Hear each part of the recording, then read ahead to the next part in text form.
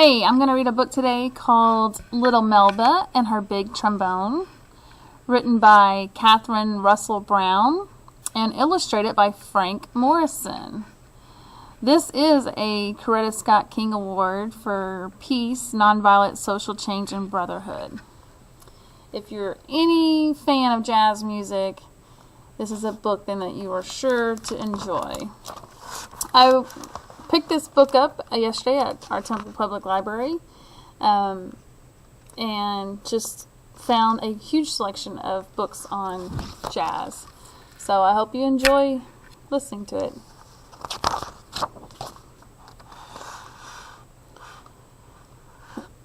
Spread the word, little Melba Doretta Liston was something special. The year she was born was 1926. The place was Kansas City, where you could reach out and feel the music. The avenues were lined with jazz clubs, street bands, and folks harmonizing on every corner. All the hot music makers had sure they had a gig in KC.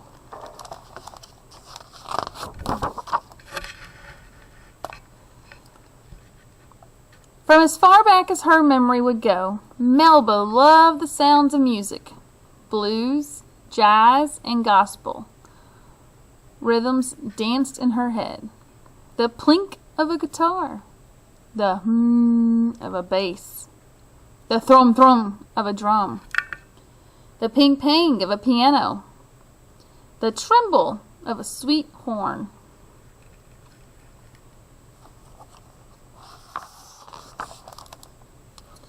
Notes stirred and rhythms bubbled all through Melba's home.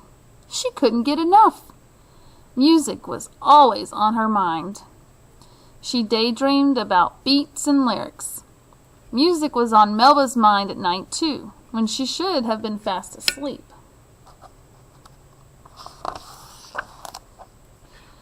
Melba loved to hum along with the radio.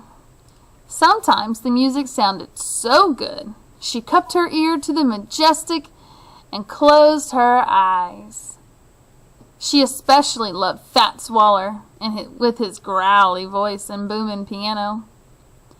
The player piano came alive when Melba's kinfolk stopped by. While Melba paddled, her aunties danced around the room.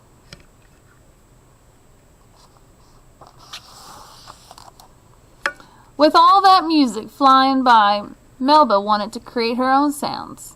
When she was 7 years old, she decided to sign up for music class. What instruments could I play? Melba wondered. At the traveling music store, Melba eyed a long, funny-looking horn. "That one!" she cried. "It's beautiful!" "A trombone?" Mama Lucille frowned. "It's big, and you're a little girl." "Please," Melba begged. Mama Lucille bought the shiny trombone on the spot. She couldn't say no to her only child. Melba beamed from ear to ear and squeezed her new friend.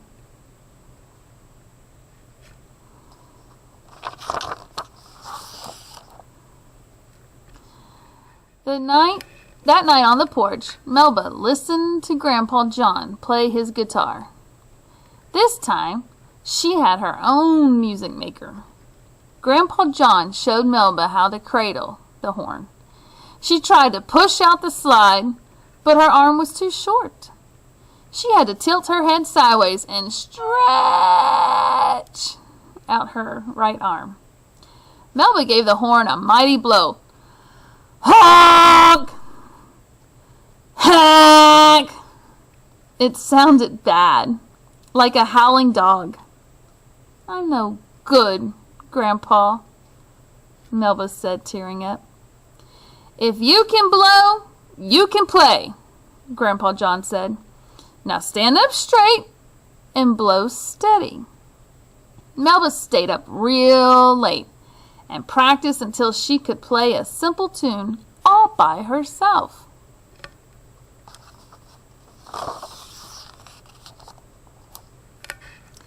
Even with her keen teaching, even with her keen ear, teaching herself to play the trombone was no piece of cake.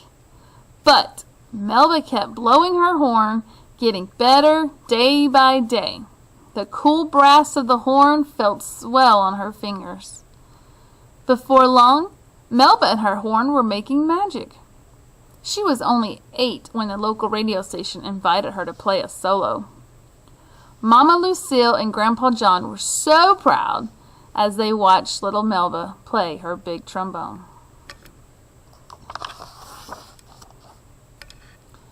Hard times hit rock bottom in 1937. That's when Melba and her mother moved to Los Angeles. The long train ride took them 5 states west and worlds away from Kansas City.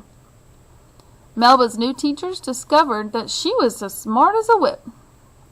Her test scores were so high, the principal skipped her from 6th grade to 8th grade.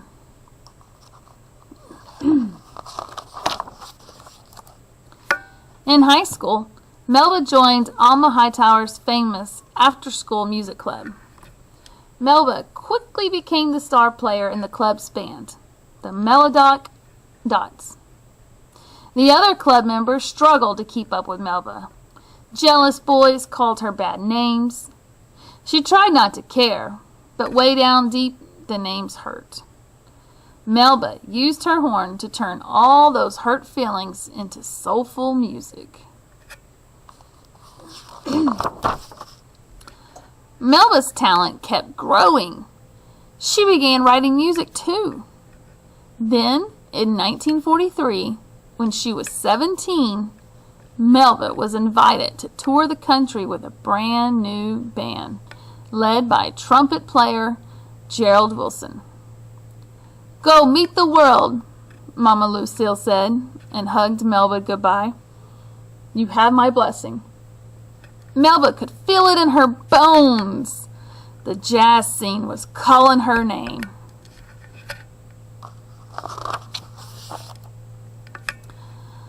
Traveling with the band was a thrill. Each city, from Salt Lake to New York, was an eyeful of something new. Melba became a master musician. Hey there. Sorry about that. She composed and arranged music, spinning rhythms, harmonies, and melodies into gorgeous songs. And when Melba played the trombone, her bold notes and one-of-a-kind sound mesmerized the crowd.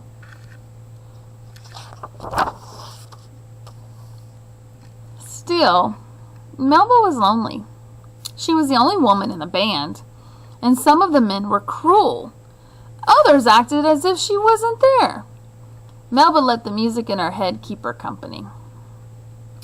Rough times came when Melba traveled down south with singer Billie Holiday and her band. Some white folks didn't show good manners toward folks with brown skin. Hotel rooms were hard to come by, and the band members often had to sleep on the bus. Restaurants didn't always want their business. In the clubs, audiences sometimes just sat and stared at the band, or didn't show up at all. Discouraged, Melba almost walked away from her trombone for good.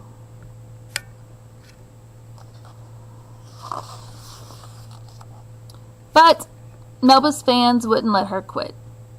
By the 1950s, all the cool jazz musicians wanted some Melba magic. Dizzy Gillespie, Duke Ellington, Quincy Jones, and more.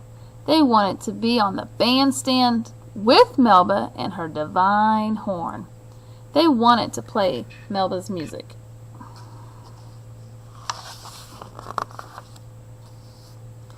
Melba and her music trotted around the globe, dazzling audiences and making headlines in Europe, the Middle East, and Asia.